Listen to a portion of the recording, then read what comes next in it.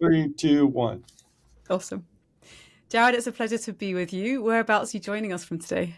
I'm joining you from my office here at ArgoDesign in our Austin office in Texas in the USA.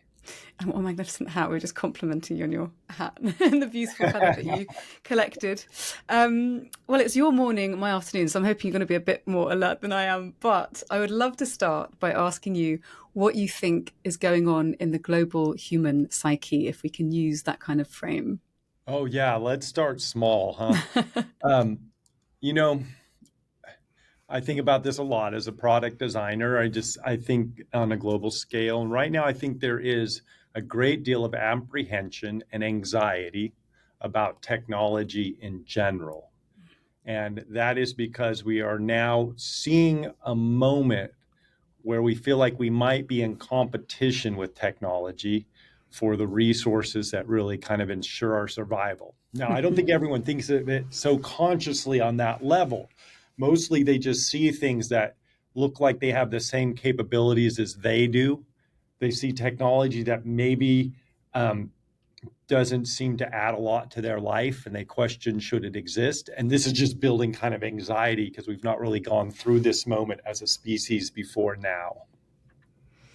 So let's talk about some of that. And I think part of the issue is that the change that we're experiencing, even though we've just scraped the surface, is very rapid. It feels very unpredictable, especially obviously in the world of technology.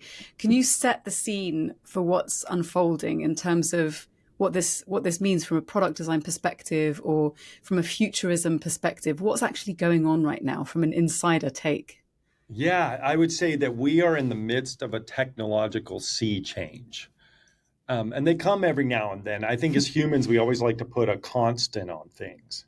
We had a geological constant, was a rule of science for a while, and then a volcano erupted in the middle of Mexico and grew like 3,000 meters in a matter of a few months. And we were like, oh, wait, we need to kind of reassess this idea that things are always just on a slow metered progression. Technology is the same. We like to talk about Moore's law and all these like cutting in half and doubling and doubling. But the truth is, every now and then it sprints on us. And right now we're in the middle of one of those sprints. And it's happening in 3 areas, and it's quite a large one, right? In the area of what we call artificial intelligence, whereas we would more call machine learning, very similar things, has gotten quite capable, and even the layperson has interfaced with what is now called generative AI from large models. Another area of change is that we are seeing a decentralization of technologies, meaning the backbones of the internet are changing from how they work. The cloud model, where you had services that were localized from a single provider, to things like blockchain that spread data out and make it more visible and repeatable everywhere. That's kind of changing the way the business of the internet works. And that's creating some interesting changes. We just went through a whole round of crypto up and down and changing what the ownership of art means and all this kind of stuff. And it's like, whoa, whoa, whoa. And then the third one is that we have new devices coming towards us. This was the pinnacle of a device for a long time, but Apple just announced their fancy goggles, and Magic Leap has announced look-through wearable mobile computers, as has Facebook with Quest having a very immersive VR setup. So we're seeing new types of devices, and then a second category of new devices would be robotics, which is becoming more capable than it has in a long time due to the other 2 technologies. And so as all of this sprints ahead of us, we've kind of recognized that we're behind the technology curve again. Yeah. Therefore, we don't know what to do. So I have a fun way to think about this. We have, for a long time, dealt with the uncanny valley. The uncanny valley was this principle where technology, computer graphics in particular, the more they resembled humanity, the creepier they got. Yeah. And the reason is they didn't get close enough to humanity. You could see the differences, but it was getting close enough that it was a really creepy kind of thing in robotics or in computer graphics like we saw in movies. Well, now computing in this latest sea change has gained so much capability that it now can exceed the capabilities of human perception. Video cards can render more colors than the rods and cones and the codecs of our brain are able to comprehend. Wow. They can do it at a frame rate that's faster than the biochemistry is able to take in to our mind. They can store more knowledge than all of humanity can store in its own memories. Okay, and this part of the sea change has created this just general destruction of the uncanny valley. Computers can now talk to us in a way that we believe it's a human. They can now simulate our voices to a level that you wouldn't be sure I was talking to you or a computer that was copying my voice was. Yeah. They're able to create imagery that's real. So we have crossed the uncanny valley and found ourselves on what I would call a plains of myopia. Meaning that the capabilities are so vast and grand now that we can't really comprehend all the possibilities in this moment. We have this very myopic view of like, oh, it could destroy humanity or it would be the greatest thing ever. The truth is that there's a lot of capabilities out there and we need to slowly walk forward and open our aperture in order to understand them all and employ the ones that will be really beneficial to humanity. So it's an interesting moment, this sea change. It's bigger than the others, and so that's making people anxious.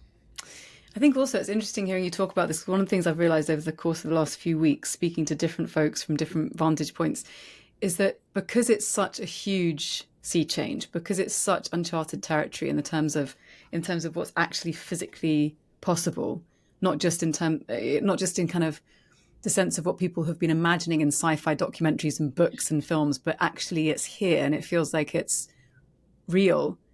And almost, I think some folks think it's kind of unavoidable. One of the tricky things is getting enough vantage points from different people with different perspectives to make sense of the territory that we've kind of flung upon.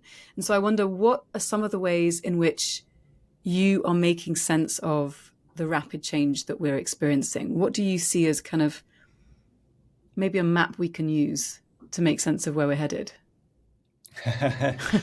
This is not the world of mapping yet. This is the world of exploration, and that's the tool we have been using here is exploration, right? This is a Lewis and Clark expedition, right? This is the Dutch ship sailing to the Orient for the first time. This is Marco Polo crossing the great Middle East. This is all those classic stories of it before the map came. Someone had to go and explore the territory and find where the edges are. And that's where we're at now. So the tool that we're using to make sense of it is exploration. And that's one of the roles of a product designer, is to go out there and find what value a technology has for humanity or the user and put the two together in a way that's fairly productive. And so we're having to sit in this position now where we've been far more presumptive in design than we have been before. And in my industry, for product designers, presumptive design is almost a dirty word. Because since 2007 and the release of the iPhone, we've really been just closing gaps into large technology systems. And we say great value comes from closing small gaps, right? But that was done through research and involving the user and employing convention and basically trying to pull out friction and insert moments of delight into something that was an everyday thing, like checking your email. Well, now we're in an area where you can't really ask the user what to do with the technology because it's so unfamiliar, they don't know. And in Western cultures, when they don't know, they'll just lie to you. So we're having to be far more presumptive and think, what if it could do this? What if it could do this? Can it do this? Oh, I've seen it do this. Maybe it shouldn't do that, right? So we're in an era of exploration. Our credo at ArgoDesign is think by making. We've always thought that the best way to investigate technologies is to stand up a version of it as quickly as possible to really get a feel for what it does. So I Fascinating. think that's the tool for us. Unfortunately, that tool's not available to everyone. Yeah. And now we're in a case where someone can go to Chat GTP, they can actually download the app and put it on their phone, and they can interface with this large language model, which is largely a probability-based predictive engine for what word comes next. Hmm. And it's not human, and it doesn't function in a human way, and it doesn't use electrochemical processes that sit in a brain, and it uses electricity that goes through a digital system. But they can sit there and put in a little prompt and get coherent nonsense back that's very believable. And they're like, whoa, this feels like I'm talking to a human. So their exploration is leading them to a more anxious place, whereas ours is more practical place. Okay, so I really like the framing of it as exploration, because that kind of makes sense of all of the newness and the anxiety, and kind of gives a stance from which to approach this, well, I guess, uncharted territory. So one of your areas of focus in your work at Argo Designs is the real-time internet. Can you explain what you mean by this term, Yeah, and a bit about how it might change the way in which we conceive of and interact with technology? the real-time internet is a futurism thought experiment, and it could be described as the third wave of computing because it seems like it might be wearable mobile computing, which may become the fourth wave, right? For a long time, we talked about the magic goggles you put on your face and look through and see mixed reality as the third wave of computing, but it looks like it might be the real-time internet. Mark Ralston and I kind of coined this term together, and what it describes is in very short order. Right now, people have been introduced to the concept with a large model that they can give a prompt, like Mm. write me a bedtime story involving an owl and a robot. And the large language model can take that prompt and through prediction of a type, actually write you a story that's really good. And then you can say, give me an image of an owl and a robot. You could assemble a whole child's storybook just off of a single prompt in real time. But it's going to be more than that. In very short order, you're going to be able to put together entire software experiences. These large language models are quite good at writing code, Mm. right? So you could invoke a piece of software into existence for your purpose in a moment. Now, if you had some of those distributed technologies we were talking about earlier, so instead of using blockchain to stand up a bunch of crypto or NFT pyramids, instead, you could use it to store people's personal data as a data marketplace and decouple it from the interface. So it's not owned by Meta or Facebook. It's actually owned by me. And I Mm. loan it to them under contract. They pay me with features and value or money, and then they give it back to my data repository. When you have those two things together, the ability for a computer to write an application based on a prompt and a decoupled centralized data marketplace, you now can exist in a real-time internet where you invoke experiences in real time. To give an example, I could be standing in front of a bookshelf and say, hey, Siri, help me organize my books. And it will code together a little application on my phone that may have the steps where I pick up my camera. It will use the large models to recognize each book. It can then use another large model to go out and look up the value of the books, look up information on the books, and then it can figure out for me an order to do something. So it might ask me questions such as, Mm. do you want to organize them by size, by color, by value, by age, by author alphabetically, right? And I can say, I can answer that question and they can say, step one, move this book here, move that book there. That's a piece of software that it'd be fairly expensive to write. Mm. And therefore, if someone did decide to write that software under the current model, they would put it in the App Store and probably make it an ad-supported piece of software, which would make it a very poor experience. We Yeah. all come across this all day. Lots of tiny casual apps in the App Store that are supported by in-app purchases or by sneaking our data away and selling it to scammers or third parties, governments, who knows what, or has a bunch of in-app purchasing stuff. It's all of that can go away because you don't need a business model for these types of apps. You just subscribe to them as you would with your platform, right? So you invoke these experiences. Think about wanting to repair your washing machine. You've gotten all the way up to the point where you get stuck. So it's easy to Yeah. take the panels off, and now you're to the bearing. And you're like, ugh. You could point your camera at it and say, hey, create a video that helps me replace the bearing Wow. on this washing machine. And it could create you a video by looking at all the YouTube videos and start right at that moment instead of making you wade through or how about recipes? We've all gone to recipe websites and had to wade through the miles of search engine optimization text before we get down to just the ingredients and the steps to make it.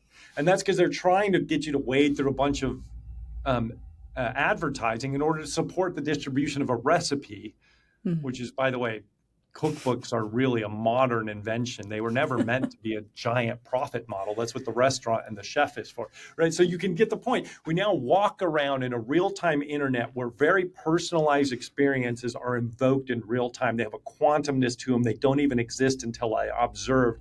And this will change the entire software landscape, and hopefully for the better, because if it really does wash out all these what Cory Doctorow would call shitified platforms, Yes, which are purposely made worse to bring value, monetary value out of them to support the software side of it or the shopping side of it, then we can live in a much, much, much nicer world. it's so fascinating. On the one hand, I'm absolutely enthralled by the idea that we could literally invoke, kind of like you would a spell. There is something of the mystical quality around it, or the mage, this kind of archetype of plucking something that didn't exist before out of thin air and into reality, even if it's just a time-based reality, and then it disappears again. And then on the flip side, it's also this sense of I'm aware of some of the huge disruption this will cause, of course, to people, to apps, ad revenue models, attention, creative problem solving. Where do you think the biggest impact? I'm really depressed about the people who will have to find a way to connect with their customers based on value rather than just the fact that they can capture their attention stream. The half of Facebook exists just to sell mortgages to white people, right? And they put us in these algorithmic bubbles, and they use confirmation bias, and they take a single event that happens in the news, usually political, and they write 100 different forms of a story based on that truth. And each form is targeted for a specific demographic in order to transfer confirmation bias over to some product, like refinancing your mortgage down to 2.5% or something like that, right? That's a terrible model for creating a software experience that's supposed to be about sharing delightful moments with your friends and updating the world on where your social status is, right? And similarly, why should I have to pay any amount of money or go through any amount of ads or give away all the contacts on my phone or a likeness of my facial representation to be sold to a government just so that I can have an app that simulates a bubble level so I can hang a picture straight? I can tell you, you can code up one of those apps in 2 hours or less. These are not things that, it's not, the arbitrage here is insane. There's no reason that any of this software ever needed to be a way that someone made a living. They should make a living on bigger problems in software, like creating that data marketplace. And so I'm really encouraged by what this could do for us in the future. And I'm not depressed that marketers are going to have to find new channels towards our attention based on value. So let's talk about value then, because one of the things that comes up quite a bit is the externalities of racing ahead with these technologies and things like the ecological cost, social, psychological cost. When you're thinking about ways in which we could reduce those, are there any things that you're seeing that give you cause for optimism, especially on the ecological side of things? Well, absolutely. As a product designer, I live 5 years in the future. That's about how long it takes to bring your average product to market. And it means that it's really sucks to shop for a new phone because even the new phone that everyone just saw get released is depressing to me because I know the feature's coming 5 years from now. But on the other side of it, you're exposed to things that really you can see will make an impact, and you get the chance to maybe evangelize for them. There's something we don't quite realize of how pervasive our digital lifestyles have become, meaning that everything has been computerized. either from a sensing big data standpoint. So any factory floor now has tens of thousands of sensors reporting data back to a computer that's working through that data to figure out when a machine is going to break in order to fix it before it breaks. On our lives, almost all of our productivity, socialization, and entertainment is coming through screens and computers, right? Yeah. Um, uh, what you used to go to the encyclopedia for, you now say, hey, Echo, what's the definition of technophilia, right? Or whatever it is you're going to ask. The result is we're using a lot of electricity for computing. I think more than anyone quite realizes. And if you were to graph the use of that electricity, it makes quite a sharp line. And if you were to graph the addition of electrical supply, it actually makes not a very steep line. As humanity, we're in the process of converting systems. We're shutting down nuclear power plants and coal-fired power plants, spinning up sustainable energy. But the impact is that the actual amount of supply is not raising very fast. The two lines, according to the National Science Foundation, have the potential to cross over in 2040, meaning we'll be using more electricity for computing than we actually generate. Wow. We have to do something here to change the tune. One of the possibilities is analog computing and changing the architecture of computing. Believe it or not, computing wasn't always digital. It started out analog, measuring different voltages. I'll try and give the simplest example for a layperson here. If you have 3 volts on one wire and you have 5 volts on another wire and you put them together, 8 volts comes out. I've just added 3 and 5. If you were to do that digitally, you have a register of 8 values. So we represent a number with a byte, and it takes 8 values to represent an individual number. And then I represent a number with 8 values in 8 different registers, each one taking a certain amount of electricity to flip over and store. Now I have to merge them together. Now, if these were voltages that I was trying to add together, well, first I had to convert 3 volts using an analog digital converter into a byte representation of it. So that's enough of the story to recognize that adding 5 and 3 together digitally takes a lot more electricity than doing it in analog. And in some cases, 10 to 100 times. So in 5 or 6 years, more people will be conversant with analog computers, and what the result is moving intelligence down to the edge and not transmitting all that data up into the cloud where very expensive power-hungry systems process it, but instead just trading in small insights. Okay? So this means that you localize the intelligence, right? So you can have a little analog chip using almost no power. In fact, it can be purely solar or just the vibrations of the machinery that it's monitoring. It can be monitoring those signals entirely analog with enough computing power and enough machine learning in a model to tell that those vibrations indicate that a bearing is about to go out. Not that they're vibrations. And then you just send a couple kilobytes of text that says a bearing is going out. And if you do that universally across a lot of our areas of life, we can really reduce the amount of electricity we're dedicating to computing by changing the whole architecture. And this will help us to continue. That is fascinating. That's okay, because trading in insights is what we want to do all along, right? Wouldn't it be nice if my refrigerator, instead of telling me everything that was in it and what date it was put in there, it could just give me a couple of recipes of what I could make with what is in the refrigerator. The data on the left-hand side is a burden to me.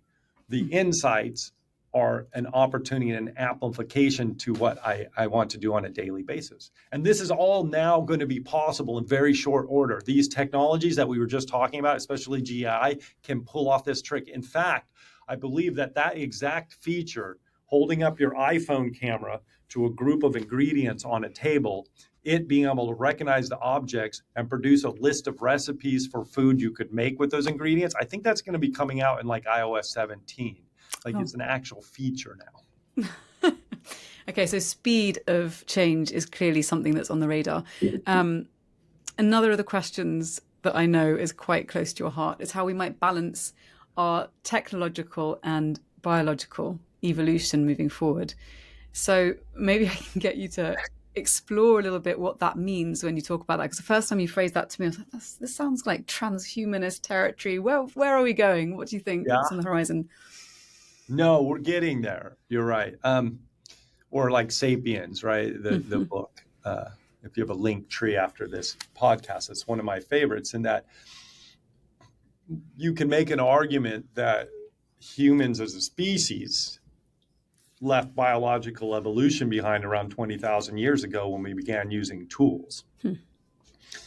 And that we've been involved then in a coevolution process. There's still a certain amount of biological evolution, but largely technological evolution has taken over, meaning our use of technology and tools has been more responsible for guaranteeing our survival than our biological attributes, right?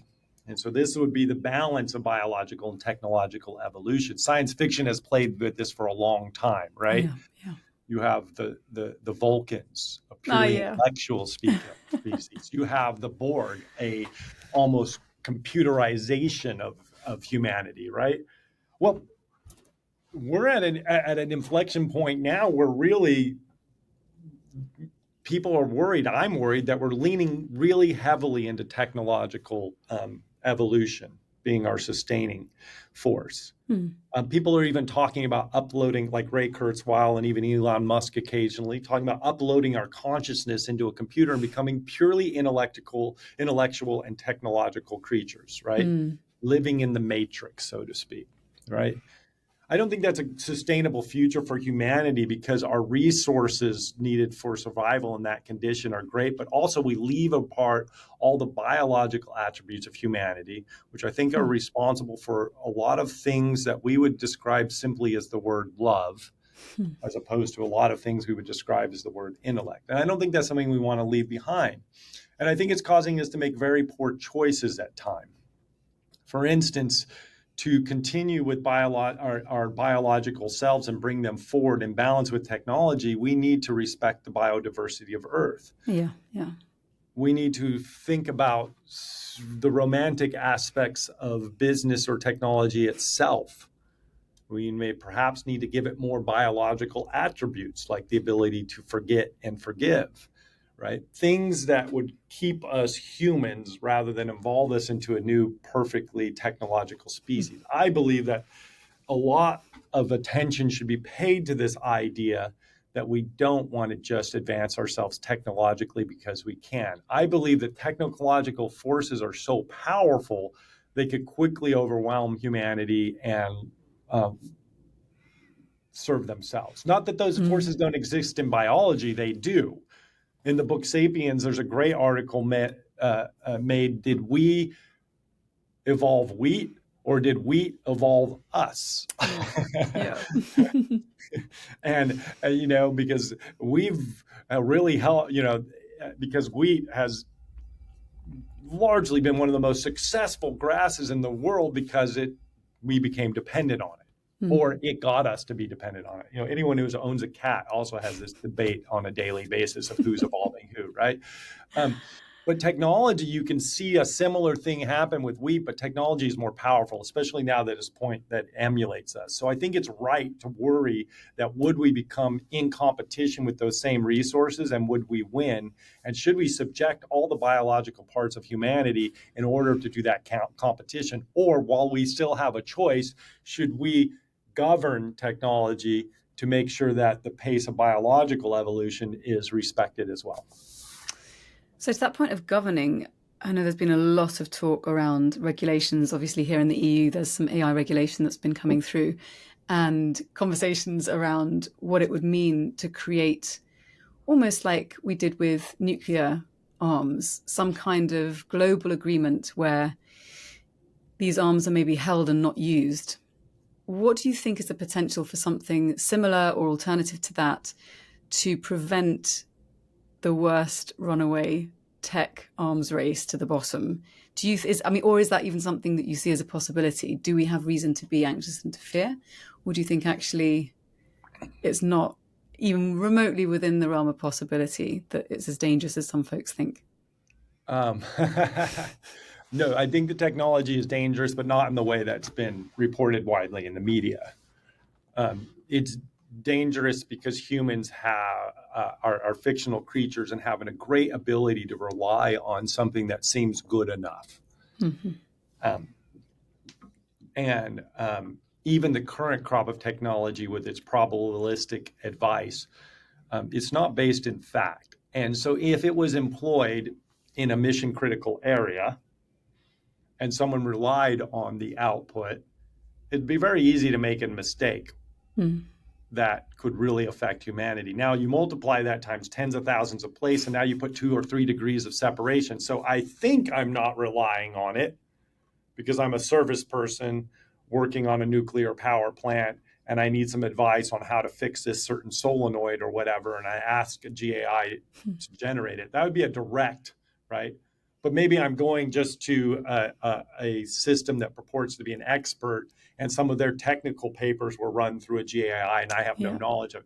This is how it is dangerous, right? Is that at the moment, we do not have the systems in place to work out the coherent nonsense or the hallucinations that they've come to be called. And not only that, but people are relying it too much on it thinking the way we do. And it doesn't think, and it does not come about the next word in the same way that we come about the next word. And therefore, can it ever truly be sentient in the way that we would understand? The Turing test is no longer enough of a study here. And so I think that that's a real issue. Now, tactically, what do we do about that? Yeah. Right. I don't think governments are going to be able to regulate this in any sensible way. Not that there shouldn't be regulation, but I think the regulation should take a different form. So I'll get both tactical shortly, and then I'll get philosophical if you Please. will. On the tactical part, how do we help with this issue of the dissemination of misinformation, right? Yeah. And I've always thought the answer here is, and the problem is, the monopolized markets of the size of big tech.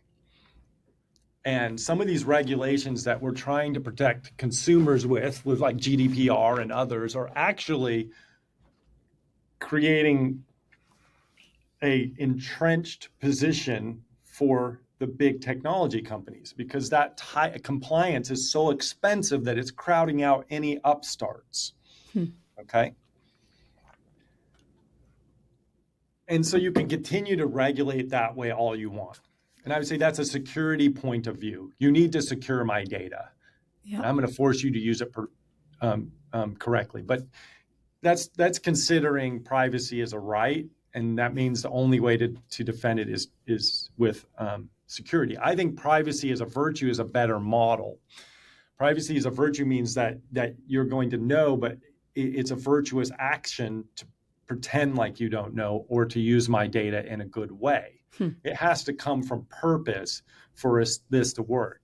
Now, if you were to build regulations in that type of viewpoint, you would look at the big monopolies and be like, oh, we need to decouple here. They own too much of the market. So I would pass a regulation that said, if you are a social media company, and we'll define it in the same way we define transportation service networks in order to regulate Uber and Lyft, I'm going to say that you cannot store a user's data.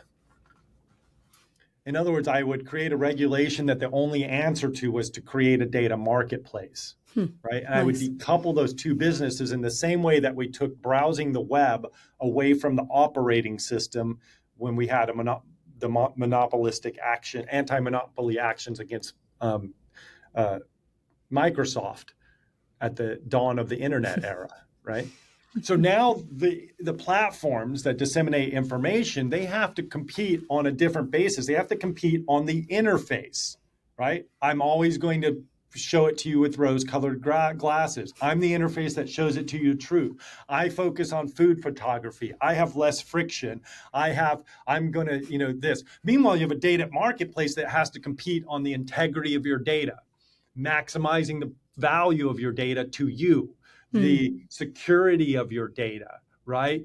And this means that we can start building contracts between you and your services, right? So now if I forgot my jacket in a Gap, right, in the middle of New York City when I was shopping, right? I left it at Barney's, right? But I don't know where I left it. But someone can now make an app that says, find your jacket, right?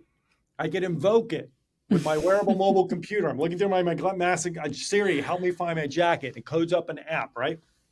And it then asks the data marketplace, I need the CT, the closed circuit camera footage for this area in order to locate Jared's jacket. And they go, okay, under that contract, I'll give you that data. And then it goes to the marketplace and says, I need Jared's likeness data so I can scan for him in this footage in order to find his jacket.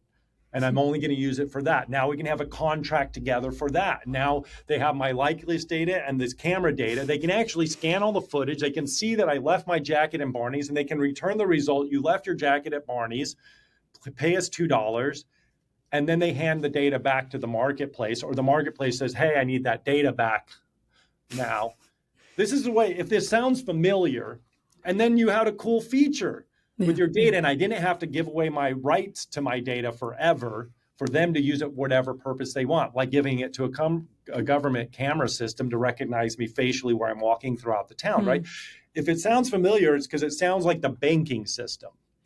Data has value, and we need a data marketplace, and we need a vernacular, a language around data. Think about money. I can spot you a 20. I can loan you a 20. I can give you a 20. I can charge a 20. All that language, each one represents a different type of contract that we all learn by growing up in capitalist society. So we have a rich way to talk about the exchange of money. We should have the similar thing with data. Right now, it's binary. Can I have rights to your data or not? But it should be just as rich. I should have likeness data. I should have community data. I should have personal data. All these, just like we have cash, credit, mortgage, like all these things. So then we can use the value of our data to create valuable features for ourselves, not worrying that it's going to spread out into the world and not be used in a way that won't be valuable to us. I mean, this sounds like it could be completely a complete rethinking of how big companies to date have made their money. Do you see signs of businesses already starting this kind of project that's kind of getting off the ground? Because also the other thing it would need presumably is permissions from other, I guess if we think of it as like nodes on a network, other bodies that are willing to trade in that way. So it's a systemic shift you're talking about. It is. And there are people attempting to put data marketplaces today. There are a few that you can transact with. It's just like the early days of cash money. When the U.S. first started printing cash and the king was upset about it as a way to avoid taxes, right? It looks like that. You had to convince people that it was valuable. And that's going to be a long process that I think is going to be a combination of regulations where people might take a step back and go like, why am I regulating way out at the ends when I could regulate the fundamentals of the market, right? Yeah. But that's going to take a brave politician who's really, really willing to stick it in the side of the big five, right? And then people are going to have to learn. So I do think it's a longer thing, but I think what will bring it about is not like this pushing the market first, but the fact that these combined technologies are going to bring us one step closer to the abundance, which is a science fiction concept of when goods and services are so inexpensive to manufacture that they kind of wipe out the needs and wants of survival. The lower levels of Maslow's hierarchies of need. And if you are a communist or a socialist out there wanting to kill capitalism, work on the abundance, because that's what will do it. The minute I can just put my hand up and a drone delivers a hammer, and it's an exquisitely a hammer that Japanese foundry formed, and I can hit that nail in the wall and hang my picture on it and put my hand back up and a drone whisks it away. That's Cory Doctorow's thought experiment called the drone hammer, right? You only then need 100,000 hammers to serve all of like humanity, because we all have a hammer sitting in the drawer, not being used except for once a year when we go to hang a picture, right? That's a very poor use of resources in general, right?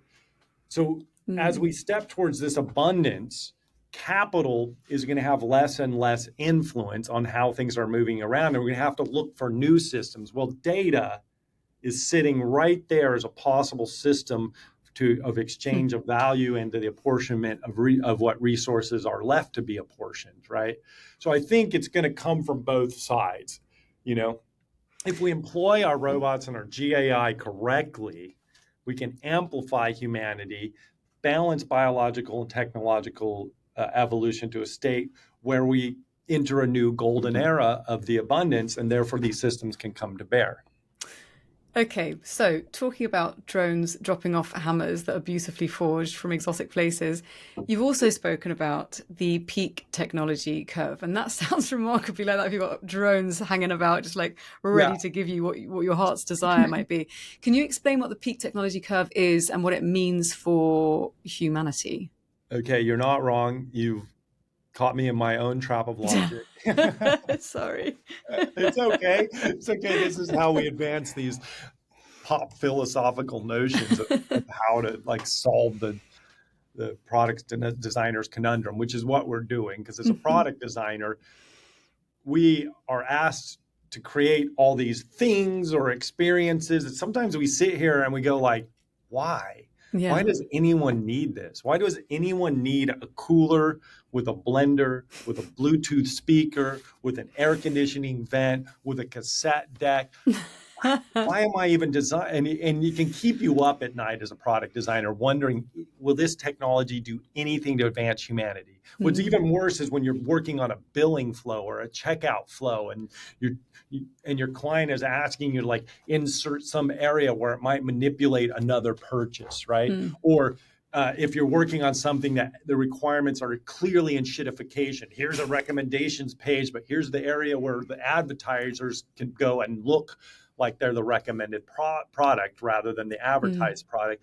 That stuff keeps you up at night, right? And so I invented something called the peak technology curve, and it's based on Kurzweil's computational curve, right? So if you would chart the release of a technology and whether it had anything to do with advancing humanity. And I think for the first time in a few hundred years, we're seeing the curve flatten, and we're sensing that. And the reasons are because the components of manufacturing have gotten very inexpensive.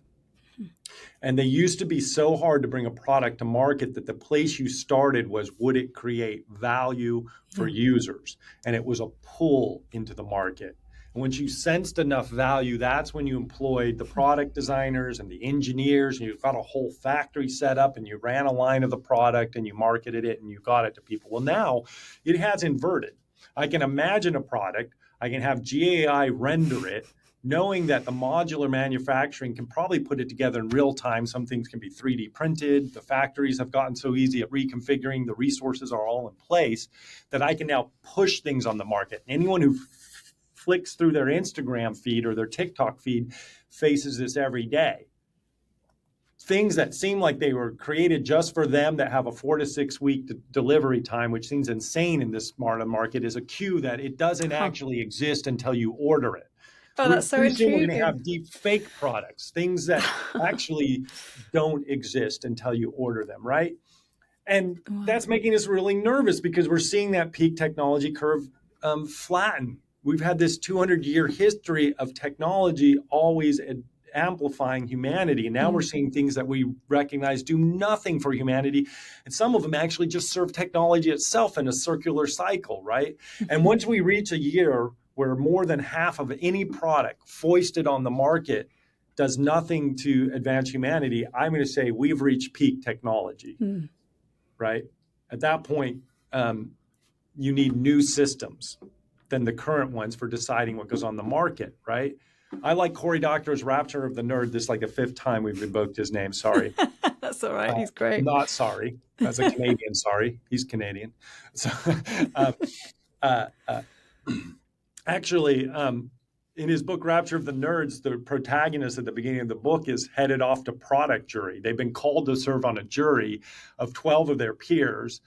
it's such a technologically advanced society that they can just invoke products, but people have to pitch them like the Dragon's Den or something, right? And they have to say this would be, and then the jury has to approve it before it can go on the market. And if they say no, it just goes off into the ether and it's never released. We actually might need to formalize these things a little better in terms of what gets on the market than we are. But we have now is the moment where we can look at this and decide, which direction is the peak technology curve going to turn? Is it going to flatten, or do we go ahead and keep it steep? And I think based on that, it's probably a really nice place in the conversation to ask you about the set of principles that you've developed essentially to help people to evaluate the nature of the tech they're employing. So for product designers, for people thinking about creating prompts to generate an AI version of whatever it is that they want to sell to the market. Can you talk us through some of these prompts? Because they are very poignant, especially at this moment in time. Absolutely. Thank you for the prompt, because I do love talking about this. Again, so in order to solve, 25 years in product design, I've experienced this product designer's conundrum a lot. And in order to solve it, I developed a personal philosophy that I call technophilia. And what technophilia states as a premise is that it's okay to love technology so long as you love humanity equally or more, right? To not allow yourself to get fascinated with what technology can do to the point that you forget your own or others' humanity along the way. And with it comes a set of principles, right? So we've illustrated a lot of the anxieties and the issues. What can I do about it as a lowly product designer or technology creator, or even like layperson? Well, first of all, technology should exist in service of humanity, not in service of itself. So it's something you can use to evaluate any deployment of a platform, like a social media, right? If the like exists so that you look at more posts, so that you'll post something to look at more posts, that's circular. It serves only the technology itself, right? So that's something where you might ask the question, should the flow exist that way, or should it always exist in a way where it actually amplifies your build? Secondly, technology should seek to amplify humanity, not emulate humanity, right? So should I build something that can, should I build a humanoid robot, or should I build an exoskeleton, to put it at the simplest level, right? Should I build something that writes storybooks, or should I build something that assists someone to get out of writer's block, right? If I build something that takes over a job from the human, does it create other jobs for humans, since work builds human soul, right? So technology should amplify, not emulate humanity, and there's a place of debate there. Next, it should seek to build authenticity, not influence. Okay, this is from the mindfulness movement, that an authentic self really states what their needs are in a present and a truthful way, right? An influencer is a social media term where someone, by taking upon an appearance that does not reflect who they are, seeks to influence the attention and choice of others, right? Yeah. Technology has created a mess by amplifying the ability of humans to influence one another, rather than amplifying their ability to present an authentic version of themselves. So technology should seek to build authenticity, not influence. Next, technology should seek to create presence rather than escapism. Okay? I like mixed reality. Virtual reality, I'm not so sure about, because you immerse so totally in a screen, right? Another that you're not even participatory in society. Why not be heads up and present with the amplifying force of digital information? Or another example is, like, we have a huge debate here in the United States about immigration. Right? It's a very difficult debate anywhere it takes place in the world, right? This notion of population. Should we be focused on fixing where they're moving from, their home, or should we be taking in and offering them something new, or should we actually be attracting them in, which does damage to where they're coming from? There's such a sticky debate. In the US, a lot of our agricultural crops are picked by people who come over our borders legally or illegally. Right. And it's not a pretty picture most of the cases when this happens. Well, some people are building robots to pick crops, which Well, allows us to not worry about that immigration problem. So shouldn't we engage in the hard work of fixing that problem rather than use technology as a form of escapism to mm, ignore it? mm, That's a question that should be asked. So technology should seek to create presence rather than escapism. And the last one I kind of defined earlier, which is we should treat privacy as a virtue rather than a right. We are fictional creatures at heart. We require gossip to even exist, and in the size of the cohorts that we do.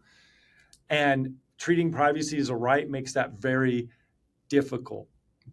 But a lack of privacy is also something that doesn't allow us to thrive. So we have to be priests. The you know, in a way, it's okay for me to know what you had for lunch, that you had this sloppy cheeseburger, even though you present yourself as a healthy wellness person. As long as I act like I don't know, right? Maybe I'm using it in an app to give you advice about better eating, or how many calories you just slammed your body with, or what it's going to do to your blood sugar, all that amplifying information. But I don't then broadcast that to the world or use it to sell you ads for exercise machines that aren't going to do anything to help your cholesterol level, right? I should treat, because none of those would be virtuous acts. And we can architect this right into the systems themselves, right? The way we build our hardware, right? Can we institute forgetting? Can we institute forgiveness? Can we use this data marketplace to let you be the choice of how much privacy you want to have in any given moment, right? It could be in our system. So privacy as a virtue rather than a right is a much easier way to transact and have all the features we want without all the negative outcomes. So that's technophilia in a nutshell. love it. And And it it's kind helps of, me like get past that moment when I'm like, oh my God, am I foisting a disaster upon humanity? And in little choices as a product designer, we actually have an amazing amount of control to, like, if we have two choices ahead of us, why don't we take the one that follows these principles? Because it's more likely to keep humanity at the center of things. And the biological aspects of humanity, the love, the delight, the pleasure, as opposed to the purely intellectual or place technology above humanity. Like, humanity should not have 8 square miles of beautiful mountains in Montana because we need to build more electric cars. So let's mow them down for the cobalt and build more electric cars. That's a terrible terrible idea. choice. So we're kind of coming towards the end of this section, but I do want to ask, because the way in which you approach technophilia and these principles and the designer's conundrum, and even your perception of what a potential kind of parallel or entangled biological and technological trajectory for humanity could look like. It seems to me a very humanistic, and actually, now you've spoken about the mountain ranges of Montana, kind of also quite a flourishing of life orientation for someone who could be perceived as a technologist. And so I'm curious, how do you root yourself? Is there something that you root yourself in, a cosmovision or a perspective or a practice that enables you not to get swept up in the often kind of dissociative, abstractive routes that people go down when they spend so much time developing technology? You seem quite grounded. How do you retain that sense of connection with the embodied self, with humanity, and with the wider web of life? Well, I was raised religious, okay? And that didn't really work out. But I didn't want to let go of the spiritual sides of this. And realizing that humanity is creatures of fiction, I kind of, like, if you would allow me, I kind of created a myth. I call it the Solarian myth. Okay. To help guide some of these decisions, because I am profoundly a humanist. I think humans are part of nature, and I think nature is one of the beautiful creations of the universe, and I think it gifts us with love. I think on top of that, we built the ability to have technology, which also is a part of Intellect, which I think is a fundamental force in the universe. And that allowed us to build ourselves up to be more of us, right? And so, I don't know, I was struggling with this on the way back from, of all places, Burning Man. And I was like, you know what? The real inconvenient truth, if you will, is truth. It really seems, I was going to be giving a session at South by Southwest with Georgia Francis King, who at the time was working at Quartz Magazine, about truth or fiction, what motivates humanity. Because as product designers, we always put out these fictions that are near truths. They're these fake products that everyone's like, shut up and take my money, right? And we use that to show how good our design skills are. But do they do anything to motivate humanity except for wanting that technology, right? The truth is, fictions motivate humanity more than truths. We're creatures of fiction. That was our evolutionary strategy. And so I kind of looked at that and looked at the state of things in the world and wrote this Solarian myth, which basically is kind of states perhaps a new purpose for humanity. Very ambitious or very stupid thing to do. I don't know which. But it goes like this. I'll tell it now. Before I tell it, I'll just let all your listeners know this is a lie. Right? But at the time the universe was about to expand at the last Big Bang, she sat there and looked at all the atomic components and tried to arrange them in a way that when it blew up and scattered out into the universe, there would be nodes where life would take place, and that those nodes of life would evolve to a point with the components that they created intelligent life, which produced love. And now they had nodes of love throughout the universe. And that soon enough, those creatures that were producing love would evolve to the point to discover intellect and then technology. So now there's now intellect. And that love and intellect are actually physical forces that are responsible for sustaining the universe. They are these phylotic threads that explain some of the spooky actions, like why do some galaxies move faster than the other, that we have up till now tried to explain with dark matter or gravity waves or whatever, right? And so she's literally trying to build a scaffold that will sustain her so she doesn't have to go through another Big Bang cycle or expand forever into a gray goo and reincorporate in another dimension, right? Well, if you look at it that way, Earth is one of these nodes, okay? And the creatures on Earth that are most capable of producing love and intellect, not the only ones who produce it, but the most capable are humans.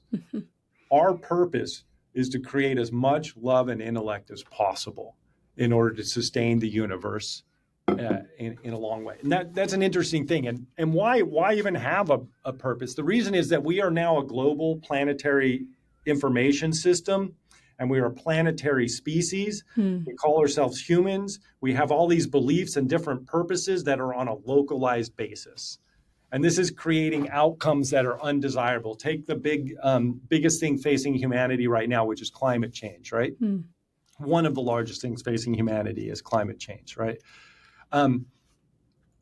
Without purpose, we're all coming up with very different purposes. We're all coming up to answers to this problem that match our purpose. And therefore we have a great variety of answers, and they pull in all directions and they cancel each other out. Well, if you were to apply the Solarian myth to something like climate change, you can start to come up with some interesting answers. All right, the most inconvenient truth in climate change is what is the correct temperature of the Earth? No one seems to have an answer. It seems to be what the temperature of the Earth was the day we discovered climate change. But if you apply the Solarian myth, you can come up with an answer. The answer is, well, it's the temperature that would create the most love and intellect as possible, which means it's the temperature that would sustain the most humans possible in a way that each human was able to create as much love and intellect as possible, right? And then you would start applying that practice to reality. What sustains humanity is biodiversity, okay? It's the one thing we can't live without. I find it very curious how in this current moment attacking climate change, we're trading rare earth metals for biodiversity. In other words, we're mining down the jungles of Africa for cobalt, and we're like fracking lithium out of the dry lake beds of Peru. when there's a couple asteroids out in the Kuiper Belt that supply all the lithium and cobalt we ever need. They're rare earth metals. They are not rare solar system metals. So that's the heart of it. We think of ourselves as an earthling, but more accurate, we're Solarians. We don't have to solve our problems with just the resources of the earth. We can solve them with the resources of the entire solar system, right? So then we can paint ourselves a picture where we can preserve what actually sustains humanity and is the rarest thing in the solar system, which is biodiversity. We've been to Mars. We now know how fragile life is. It can exist on another planet and blink out like that. It's a lot of iron there. So we could electrify on the off-world resources and choose this moment to preserve as much biodiversity. And we also have an answer for what the correct temperature of the Earth is, so we can begin studying what temperature would provide the greatest biodiversity to create a soil engine in order to colonize other planets, in order to expand the number of humans, in order to create more love and intellect for the universe. It's a myth, but it's a clarifying myth, and it's my own personal, movement or thought or philosophy that I feel grounds me, because it always gives me something to judge my own personal actions on. Before I take this next step, how much love and intellect will it create? Will it be unbalanced in intellect? Will it be unbalanced in love, or will it progress both forward? And it's just kind of a nice way to move forward. Beautiful. I like that myth. It sounds like a very compelling one. So before we move to the general questions, I have people that they allow me to talk about this. It's usually, during a happy hour or something, and they're like, a phrase I've heard before is that is definitely not true, but I'll believe it. It's kind of why you're okay believing. No, well, why not? So before we move to the short round, let's just end this section by asking you where people can find out more about that myth, about your work. What's the best place for people to find you? The myth you're going to have to find me for, which is on the socials or after a conference or something. This is a rare moment where I actually discussed it in public. So there's not like a website or anything dedicated to it. But as far as the work, argodesign.com. I am one of the founding partners at ArgoDesign. It's where all this product design happens. You can see our portfolio, our vision pieces, and such as that. And you can also follow me on socials. I'm either Twin Rock, which is TWINRAWK, or Jared Rock, JAREDRAWK. Jared Ficklin itself is a very Googleable name. Most of it's me. If there's a mustache, it's me. If not, it's the other Jared Ficklin, who I believe is a barrister. Seems like a square dude, but... Brilliant. All right, so people can find you there. Thank you.